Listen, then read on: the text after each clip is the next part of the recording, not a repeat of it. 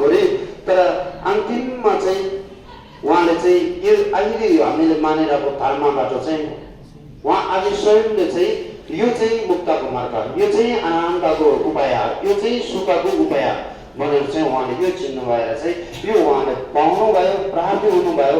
त्यसपछि चाहिँ उहाँलाई चाहिँ उहाँ जस्तै हामी प्रहानीहरू सबै पनि बुद्ध बन्नुपर्छ भनेर चाहिँ उहाँले धर्मादेश दिनुभयो। अब त्यसले के भन्छ, धर्म भन्छ, हाम्रो धर्म भनेको यो। तर त्यो धर्ममा के हुन्छ भने बुद्धले चाहिँ त्रिपक्षीय विचार सिंह गुरुङ चौबन्चर हुन्छ नि यो दिने साङ्गीतिक बोल्नु भएको हुन्छ। त्यसको भित्र चाहिँ पाप कुनै पनि नगर्ने भने हुन्छ, कुनै पाप पनि नगर्ने भने हुन्छ। किन पाप नगर्ने भन्यो भने पाप नै दुःखको हेतु हो, दुःखको कारण चाहिँ पाप हो भने हुन्छ। त्यसैले पाप के हो भनेर चाहिँ हामीले बुझ्नु पर्दा चाहिँ अनि पाप भनेको चाहिँ हाम्रो मनले नराम्रो सोच्ने, हिंसा सोच्ने,